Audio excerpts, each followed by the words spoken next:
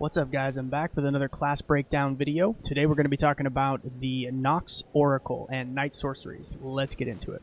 Okay, so the Nox Oracle is a class that scales with Int and Faith, just like the Stormcaller class, but it deals magic damage instead of physical. This class is interesting. It primarily focuses on damage over time effects, or dots. So it's essentially our Warlock equivalent that we had in the DS3 Convergence, and it kind of adheres to that playstyle to some degree. It has a secondary feature of the class, which is focusing on bolstering critical strike damage. So all the classes that do magic, we sort of have a archetype in mind for the pure caster, an archetype in mind for the hybrid, meaning the person casting and also using melee attacks, and then another one in mind for the pure melee version that scales with this with these stats into this damage type. The idea is that if you're a pure caster, you're more focusing on damage over time and like attrition-based tactics. If you are the sort of hybrid, then you might be focusing on critical strike style damage. And then if you're pure melee, then you might, just focus more on magic damage, and then also be maybe thinking to some degree about doing critical strikes. So this is an extremely effective playstyle, mostly because of how good it is against bosses. Dots, and the way that we built them for this class specifically, is that they're percentage based to some degree. They'll deal some flat damage and some percentage, but they have a leaning toward percentage-based damage rather than flat. Whereas there's a lot of dots, a lot of damage over times that we've added that are more focused on flat, like Flame's Immolation or things like that. But this particular one is really focused on percentage. So what that does is that it makes them slightly weaker against trash or non-boss mobs. And then if you're actually fighting a boss, then they become way stronger. And this is usually because bosses' health total pool is much bigger. So you take it down by percentage, and it's really effective because they have a lot of health to take down. So it kind of turns them into the boss killer archetype. And that's something that we kind of wanted. We didn't want every playstyle to be super focused on killing bosses. We didn't want them all to be super focused on killing, normal mobs. We wanted a mix of different dynamics. And so having a boss killer concept in the classes was definitely an intentional, design choice. Now, I do think that this class can struggle sometimes with the pure caster when you're fighting like a large amount of enemies, and that is definitely one of their weaknesses. All right, getting right into it, the spells that this class has to offer. Starting at the top, we have Shadow Bait. So this used to be an incantation, a 2 fingers incantation in vanilla that we have transformed into a night sorcery. So it works like it does in vanilla. You throw that thing out there, and then the enemy will be attracted to it. It doesn't last very long, and it's not incredibly effective, but it does work. It's something like an Alluring Skull, like in DS3. It's just perhaps a little bit less effective overall, but generally it works sort of with the sort of subterfuge, sneaky assassin sort of theme that ties into the class. Up next we have Night Shard. So this essentially is Swift Glintstone Shard, except it's a night sorcery, so it scales a little bit differently. But other than that, it's virtually the same, except for the fact that all night sorceries are indetectable to enemies. Enemies can't dodge them very well. So you can see fast casting speed, minimal range, and it actually costs a little more FP than Swift Glintstone Shard, and that's because of the undetectability of it. But yeah, great intro spell. Up next we have Quicksilver Affliction. So this is the first sort of introductory spell to the dots, the damage over time effects. So you hit something with it, kind of a slower cast time. When it hits them, then they do get aggroed, and then it will drain their HP. As you can see, on a small mob like this, it's pretty ineffective. It's just not so good, because this is really designed to do percentage damage against something that is bigger than a normal enemy. Mostly bosses. Keeping that in mind is definitely like one of the more important things when playing the class. You sort of need to understand, like, when you're facing small enemies, you may not want to use your damage over times, but when facing bosses, you may, definitely want to use them in those situations. Fires a projectile that applies a poison of life-sapping silver, dealing damage to the target slowly over 10 seconds. We have toyed around a lot with balancing these percentage-based damage spells, and I'm not saying it's completely balanced at this point, but it's something we're still tweaking bit by bit to get it just in that perfect spot. And that, like, we have played with the ratios between how much total HP percentage it's going to take away, and also how much flat it's going to take away. But generally, we want these spells to lean more toward percentage than toward flat. So inherently, that will always make them stronger against bosses than small enemies. Night Maiden's Mist. So this is a lot like the vanilla version of the spell, except with a few key differences. One, it does not drain from you if you step into its radius. So you can cast it, it'll hit the ground, and then if you're standing in it, it won't drain your HP, but it will drain enemies' HP. Another thing that we have done with it is the visual effect of this spell in vanilla was really dramatic. There was tons and tons and tons of particles in the actual visual effect, and we have basically turned the knob down on particle count because we liked the effect and we wanted to use it in various ways, but we found that when we had multiples of these spawned on the screen at once, that it would cause the game system to lag. And so we've taken the FXR and we've changed it and we've made it less obtrusive in terms of performance. You could see from that damage there that even though that was a small enemy, the damage on it is pretty good.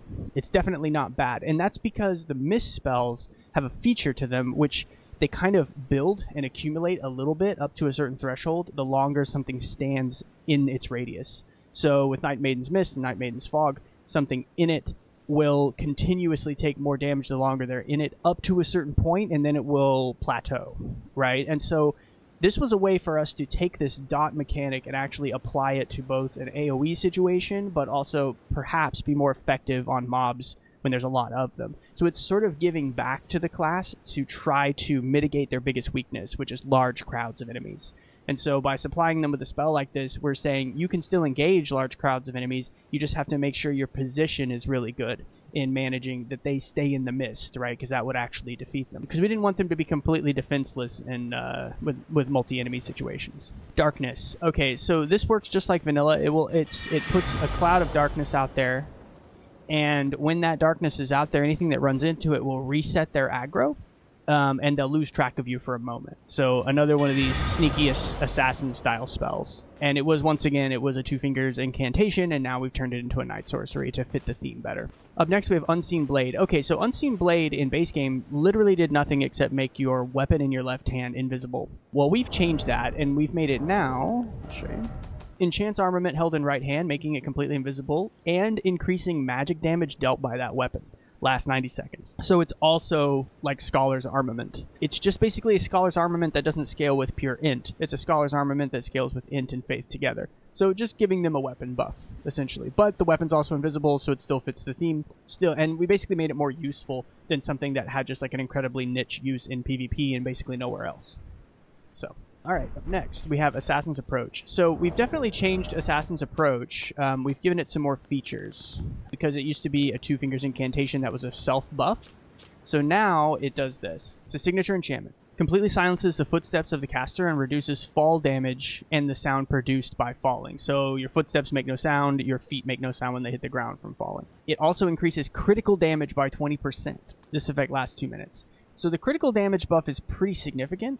20% is not a small amount. One of the reasons why we felt comfortable boosting it by this much is that criticals don't happen that often in a lot of situations, right? You either have to generate a stagger or you have to generate a parry stagger, right? Where you stagger something either through poise damage or through parrying. Or potentially sneaking up on something and backstabbing it, which obviously is sort of the concept behind the spell.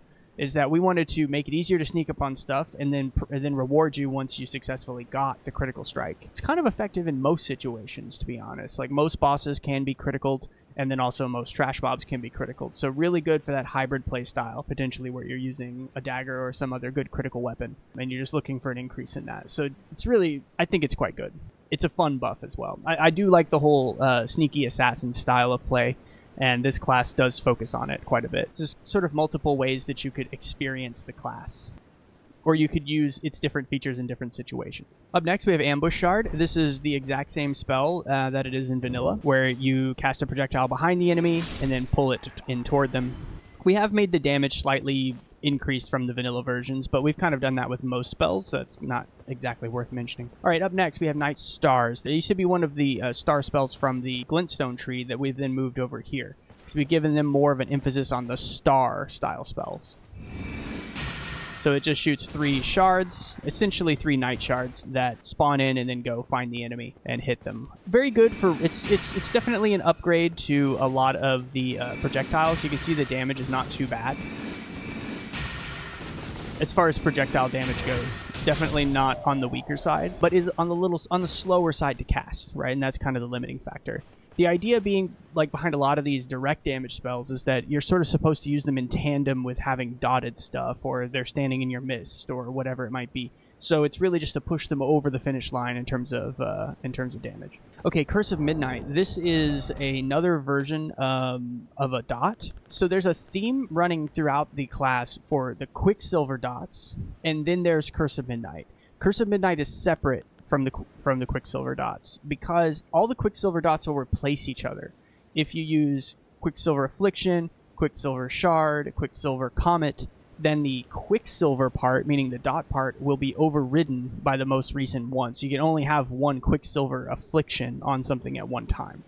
But Curse of Midnight is one that stacks on top of Quicksilver, allowing for multi-layered dot attacks, right? So you could have a Curse of Midnight and a Quicksilver something, whatever it is, on something at once. So we didn't want to have an infinite number of stackable dots, so we tried to limit it, and Curse of Midnight is sort of the one that will sort of stack with whatever. Fires a projectile that causes a curse on impact. The curse lowers the target's absorption to magic damage by 10% and slowly drains the target's HP over 25 seconds. The amount of DPS, or damage per second, that you get out of Curse of Midnight is actually less than the amount of DPS you get out of Quicksilver Affliction. But it has this extra mechanic which will lower their absorption to magic damage. So that means all of your direct damage spells, not your dots, but your direct damage spells will deal more damage to something afflicted by Curse of Midnight.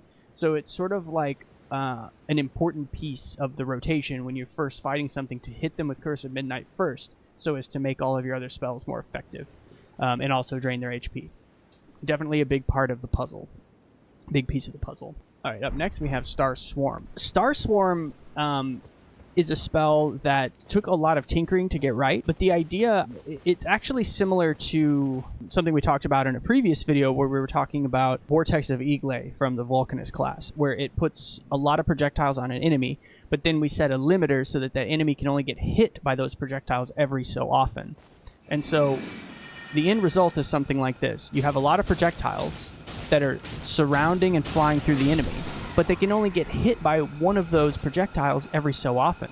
And the projectiles don't expire when they hit it. So what ends up happening is they just keep circling around the thing for as long as they can, hitting it over and over again until the bullets themselves disappear or the enemy dies. One feature of Star Swarm is that obviously it doesn't do that much damage. It's more like a physical dot, right? It's similar to Vortex of Igle, is that it's dealing damage over time, just by virtue of the bullets chasing the thing around. But we added a feature to it where it does exceptionally high poise damage. So this was a way to connect the two themes that were present with Night Sorcerer, where they're looking to do criticals, but they're also looking to use dots. So this is essentially a dot that can poise break something to allow you to get a critical. And they don't have very many spells that allow for poise breaking utility. This is basically the only one, but it is very effective at it. Now, these little enemies will probably die before they get poise broken, but against bosses, just one or two casts of Star Swarm and the thing's poise will break against most bosses. So really effective at generating those criticals if you're doing a more hybrid style play. Alright, up next we have Quicksilver Shard. So this is the same as Night Shard. This is the same as Ambush Shard, except it also will afflict the target with Quicksilver Affliction. So it's two spells in one, essentially. Ambush Shard plus Quicksilver Affliction. So if I hit him, pulls toward him, and then, well, can't really see it because he doesn't have enough HP. Let me find something a little tankier. There we go, I hit him, and now he has a dot. So once again, like I said, any Quicksilver dot that you put on him will replace the current Quicksilver dot. So that's just a way of applying Quicksilver Affliction while also hitting them with a projectile. And they both happen at once. Essentially a way to save spell slots, but also just kind of good, kind of cool. And like the whole Ambush Shard mechanic of it appearing behind them can be useful in a lot of situations. So definitely not the worst. Up next, we have Eternal Darkness. So Eternal Darkness is the same as it was in Vanilla, in that when you cast it, it creates a field above you that will pull spells into it. However, it has an additional effect. You can see how I am now glowing blue. While you're in its vicinity, it will restore your FP at a relatively rapid rate in the mods version of the spell. So let's take a look and read. Creates a space of darkness that draws sorceries and incantations. Additionally, it restores FP to yourself and allies while standing in its vicinity. So the rate of return is actually quite good. I think it's about 2 FP a second. And the base amount of FP regen that the player has naturally is 1. So essentially it triples your base FP regen. So it makes your FP regeneration pretty quick. To show a better example, I'll just use some FP up. There we go. And then I will cast Eternal Darkness. And you can see it coming back pretty quickly. Obviously, it's not the fastest thing in the world, but this class is very much about attrition. And so having regenerative effects like this are kind of perfectly in line. You know, you're restoring while the enemies are dying and so on. So it's pretty good. Up next, we have Night Maiden's Fog. So it's the same as Night Maiden's Mist, except it basically shoots Night Maiden's Mist out in all directions around you. So it's a pretty significant area of effect. Just basically a big, giant Night Maiden's Mist. It does also last longer, and you can see that this could be very effective at taking out large groups of enemies, or at least helping with taking out large groups of enemies. Up next, we have Night Comet, which is virtually the same spell as vanilla. There is no difference. It's not detectable by enemies. It's just straight damage, but definitely fits in the toolkit that we have been building around for Night Sorcery. Great spell overall, just like it is in vanilla. Okay, up next we have Unseen Form. In Dark Souls 3, this was called Hidden Body. But yes, it just makes you more difficult to detect with visual cues. But it doesn't affect your audio. So, like your footsteps or whatever are not silenced by this. So if you were to cast Unseen Form and Assassin's Approach, then you're virtually undetectable. You can technically still be detected if you really bump into something hard enough, but it's pretty hard to do, to be honest, overall. Okay, up next we have Stars of Ruin. Once again, just like the vanilla spell, moved over from Glint Sorcery to Night Sorcery. Definitely an all-star in PvP in vanilla, but our version of it is definitely more PvE-oriented. We made sure that it's going to deal more damage than Night Comet in a single sitting, but obviously it's going to cost more FP. But we wanted it to be like simply an upgrade to Night Comet. And it's not chainable, but the general cast time's a little lower. So it just has a slightly different niche. It also doesn't quite go as far as Night Comet, if memory serves. Could be wrong about that. It definitely seems like it goes pretty far, or at least far enough. Now, it appears that we've actually increased the range on it to make it more of a snipe style spell. That makes sense. That makes sense, because honestly, Night Comet, while decent at sniping, is more sort of on the border of mid-range in terms of how far it can go. So Stars of Ruin is really designed for sniping now. Okay, up next we have Quicksilver Comet. This is Night Comet that applies Quicksilver Affliction. So once again, saving spell slots. It's Night Comet, it just hits them with a Quicksilver Affliction when it hits them. I do appreciate spells like this, mostly because it lends itself to a rotational playstyle, where when you're fighting something, you're kind of rotating through all the different dots. Oh. That guy scared the bejesus out of me. Hang on. I guess one big difference between Quicksilver Comet and Night Comet is that Quicksilver Comet uses a different cast animation, so it can't be spammed. But then again, you wouldn't really want to spam Quicksilver Comet in some respects, because it does apply that dot, and that dot will be overridden every time you hit something with it. So it's actually slightly more favorable for what the spell does now. A lot of I mean, it does enough damage that a lot of things will simply die from it, and you don't even need the dot. And so in those cases, by giving them two different casting animations, we make Quicksilver Comet and Night Comet have a unique role, right? For spamming, you want Night Comet. For just applying dots, you want Quicksilver Comet. And they have much more distinct value in that way. Okay, Founding Rain of Stars. So once again, moved from Glint over to Night. And it works the same. However, the projectiles that rain down are more night-themed in the way that they look. It also has a much more likely to actually hit things when it hits the ground, so the sort of hitboxes have been widened, and then the amount of damage it deals is really high now. So we basically made it more of an in-game spell rather than kind of a curiosity, right? I definitely felt like in vanilla game, that the spell was a little odd in the way that it worked. It didn't, it just wasn't very good most of the time, and we definitely wanted it to be more effective. And to that end, we might actually end up tweaking the spell further to make it even more effective than the way it is now. One thought that comes to mind is the idea of expanding the clouds that rise above to make the area that it rains down slightly larger.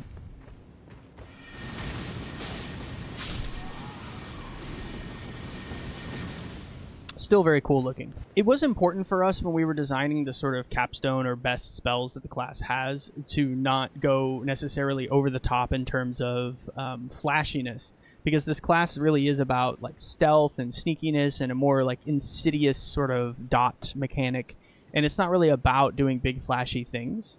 And so we didn't necessarily want to go overboard with every single class. That doesn't mean that the class isn't effective. It's just a little bit less flashy. I find that in terms of killing bosses, this might be the best class in the game. Like, if you were sticking with pure spell class, using only spells from that class, doing Night Sorcery, you'll probably have the easiest time with most bosses sort of across the board, like a nice, like, as a sample. Like, you'll probably have, like, a nice flat difficulty curve, whereas, like, other classes will have much more dynamic difficulties with various things. Okay, now we get into the legendary enchantments. Legendary enchantment, Oath of Darkness. Increase all weapon damage by 10%. Increase critical damage by 20%. Increase absorption by 10%. Drastically lowers equip load. Silences your footsteps and increases stamina regeneration, but lowers total FP by 75%.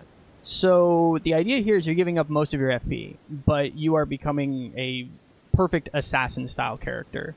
Right, you're increasing your weapon damage, you're increasing your critical damage by 20%, which is huge, increasing absorption so you can tank a little more, lowers equip load so you can potentially get lighter rolls and roll animations for dodging, silences your footsteps so you can sneak up on things better, increases your stamina regeneration as well. So it kind of gives you everything you might want as a melee player, and focusing specifically on that critical aspect of the build. But you lose a lot of FP. 75% is not too bad, though, because you can still use the occasional weapon art and weapon skill with that.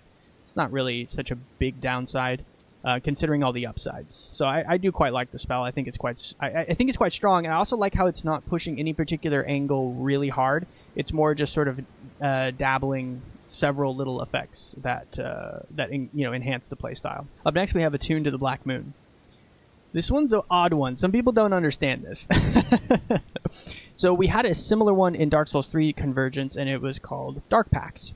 Attuned to the Black Moon. Legendary enchantment increases FP regeneration by 5 per second. While that doesn't sound like much, that is completely crazy. Like, getting 1 per second is pretty good. Getting 2 per second is really strong. 3 is borderline overpowered, and 5 is just crazy. It's so much FP back that you basically, by the time you're done casting something and you need to cast something again, it's almost always ready and, ready for you. Especially considering that you could stack this with other sources of FP regen, like Starlight Shards or Physic, things like that. But in addition to that, it's also going to restore 20 HP per second. Give you 20 HP regeneration per second, which is also quite huge. It lowers the FP cost of sorceries by half, and it increases your poise and making you less likely to stagger. It basically gives you some stagger protection against certain types of attacks. But it reduces all damage you deal by 75%. Some people read this and they're just completely baffled. They don't understand why anyone would ever want to use it. So here's the sort of subtext. Things that deal damage over time, curses basically, that deal damage over time, those are not counted by this spell. Because technically speaking, that damage is not dealt as damage. It's dealt as a special effect. So any damage that is dealt through special effects is not affected by things like this, things that lower your damage, right? So that means all the Quicksilver Affliction spells, Curse of Midnight, and all your Night Maiden's Mists, and all these other things that deal damage over time do full damage when Attuned to the Black Moon is on. So essentially what this is saying is your dots are your damage. You might use other spells just once again to push something over the finish line in terms of damage. It's a little bit more, but it's not that much more. But it doesn't matter because all the ratios are thrown off, right? You have massive FP regen. You have massive HP regen. All your spells cost half of what they used to cost. So the benefits still outweigh the downsides here. Because if all of your damage is dot based and that is not mitigated, and then every time you cast, say, like a Night Shard, it costs you basically nothing. I mean, essentially nothing, because it's like you're going to regen more than you're using a lot of the time when you're casting it. That any damage that deals at all is essentially free, right? And so the loss of 75% total damage is actually not backbreaking for this build. Yeah, it's actually kind of crazy in terms of strength.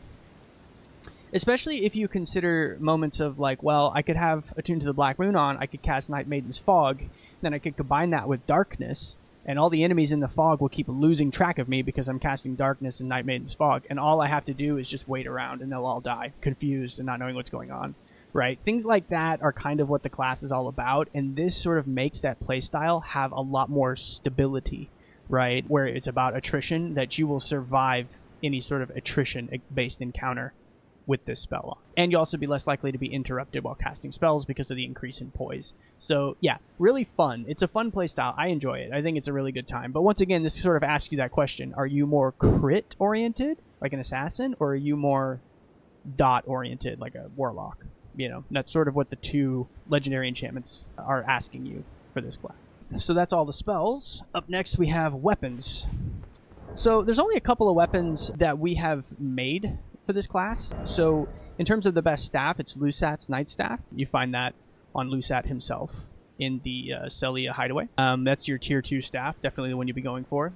And then you have the Midnight Dagger. And so the dagger is one of the new weapons we made, but it wasn't really made because of its damaging properties. It was more because it increases the damage of all night sorceries by 10%. Now, once again, things that affect damage don't affect dots. So your Night Maiden's Mist and things like that won't be affected by this. It's only your direct damage spells. So that might actually make it less attractive for some people. But at the same time, it is a dagger. Daggers are good for critical strikes. Kind of up to you. One of the few original weapons that we have made for the Night Sorcerer is the Quicksilver Rapier. Here it is. Okay, here's the Quicksilver Rapier. So this was a fun weapon to make. Basically, the idea here is that it's a lot like the Nox Flowing Sword or the Nox Flowing Hammer, both of which are now night-themed, in that it has its sort of liquid flowing form attached to it. So here's the weapon art. So Flowing Piercer will do a big thrust, almost like a spear, or almost like a whip.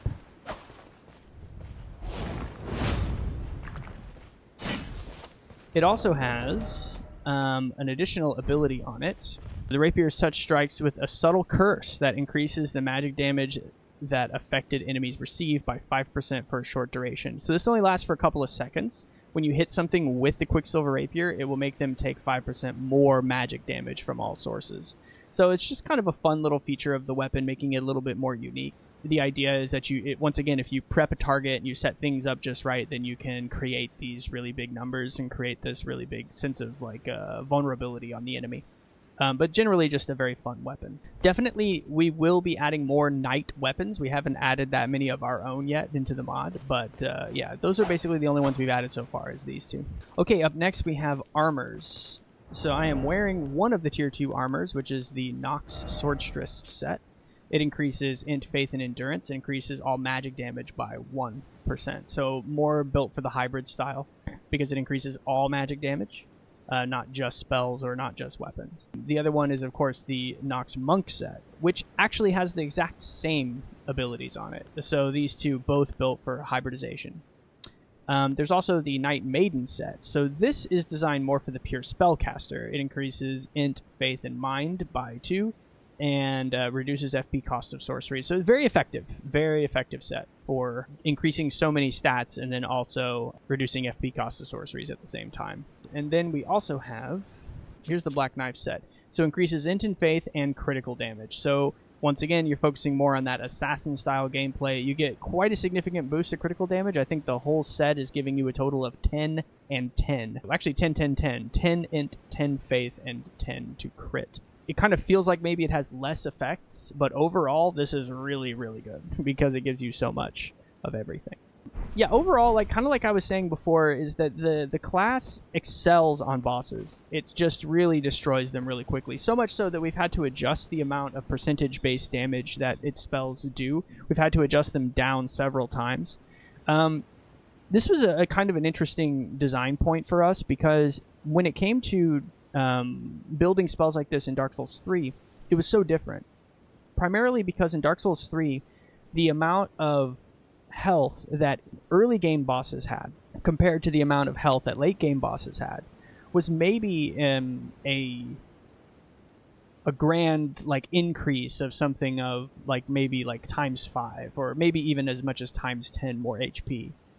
But in this game, the disparity between early game bosses or mini bosses and late game bosses is much greater. So that meant that the amount of HP an enemy could have in this game was overall just huge compared to the amount that an early game boss might have.